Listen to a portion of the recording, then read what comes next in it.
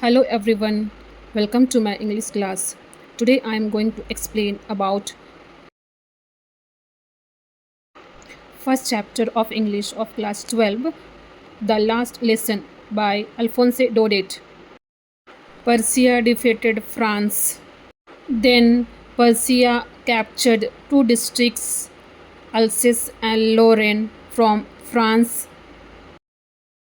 After defeated France in the war, we will see two main characters in the lesson. First, Franz, who is a student, and second, M. Hamel, who is a teacher.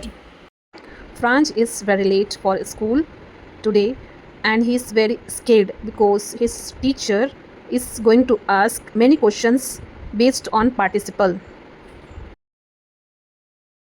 Today the day is very beautiful, the weather is very good and Franz is thinking of time pass whole day, not going to school. After traveling some distance, Franz saw the soldiers were doing march past by loud voice.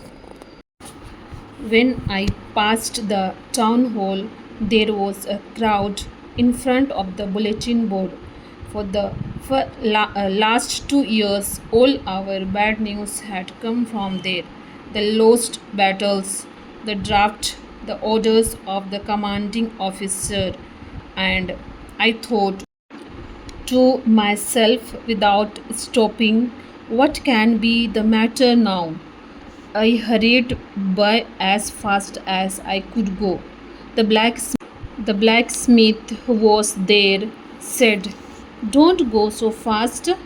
You will get to your school in plenty of time."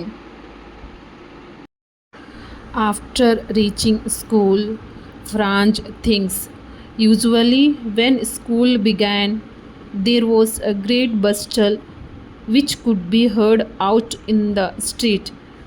The opening great ruler rapping on the table, but now it was all so still. I had counted. M. Hamel saw Franz and said very kindly, "Go to your place quickly, little Franz. We were beginning without you." Franz jumped over the bench and sat down on his desk. Then, after that, Franz saw his teacher had on his beautiful green coat, his frilled shirt, and the little black silk cap, all embroidered, that he never wore except on inspection and prize days. Beside, the whole school seemed so strange. Most was to see on the back benches that were always empty, the village people sitting quietly like ourselves. While Franz was wondering about it all, the M. Hamel said, "My children, this is the last lesson I shall give you. The order has come from Berlin to teach only German in the schools of Alsace and Lorraine. The new master comes tomorrow. This is your last French lesson. I want you to be very attentive." Franz said, "My last French lesson? Why, I hardly knew how to write. I should never learn any more. I must stop there." While Franz was thinking of all this, he heard his name. It was his turn to recite. Franz got mixed up on the first words and stood there, holding on to his desk, his heart beating and not daring to look up. M. Hamel said to Franz, "I won't scold you, little Franz. You must feel bad enough. See how it is. Every day you say, 'I have plenty of time, I will learn tomorrow.' You have come out. That's the great trouble with Alsace. You pretend to be Frenchmen, and yet you can neither speak nor write your own language. But you are not the worst, poor little Franz. M. Hamel said, I'll blame your parents also because they have put you to work on a farm or at a mills so as to have a little more money. I'll blame myself also, M. Hamel said, because have, have I not often sent you to water my garden instead of learning your lessons? And when I wanted to go fishing, did I not just give you a holiday? Then M. Hamel said to the children, French language is the most beautiful language in the world, the clearest, the most logical, and we must guard it among us and never forget it, because when a people are enslaved, as long as they hold fast to their language, it is as if they had the key of their prison. M. Hamel opened a grammar and read lesson. It was very easy and Franz understood everything because Franz had never listened so carefully and that he had never explained everything with so much patience. M. Hamel wanted to give all he knew before going away and to put it all into our heads at one stroke. After the grammar, we had a lesson in writing. That day, M. Hamel had new copies for us, written in a beautiful round hand. France Alsace. France Alsace. They looked like little flags floating everywhere in the schoolroom, hung from the road at the top of our desks. Everyone set to work, and how quiet it was. The only sound was the scratching of the pens over the paper. Once some beetles flew in, but nobody paid any attention to them.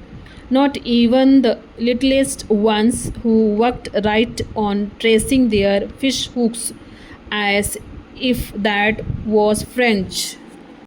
On the roof, the pigeons cooed very low, and Franz thought, will they make them sing in German, even the pigeons?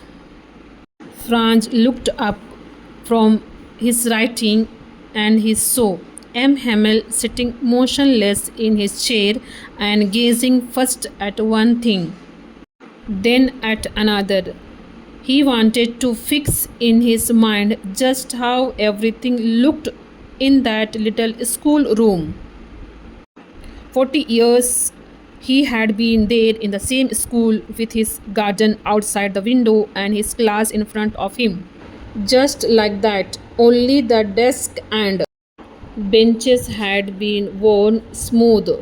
The walnut trees in the garden were taller, and the hoop vine that he had planted himself twined about the window to the roof. How it must have broken M. Hamel's heart to leave it all. M. Hamel's sister moving about in the room above, packing their trunks, for they must leave the country next day. After the writing, children had a lesson in history. Old Husser, who is sitting backbench of the class, had put on his spectacles and holding his primer in both hands, spelled the letters with them. All could see that he too was crying, his voice trembled with emotion. And it was so funny to hear him that we all wanted to laugh and cry. All at once the church bell struck 12. At the same moment, the trumpets of the Persians returning from drill sounded under our windows. M. Hamel stood up, very pale in his chair. He said, My friends, I but could not say anything.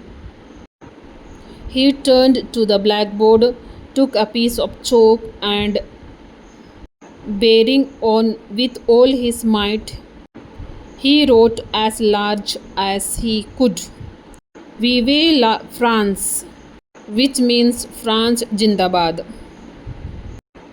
Without a word, M. Hamel, he made a gesture to us with his hands. School is dismissed.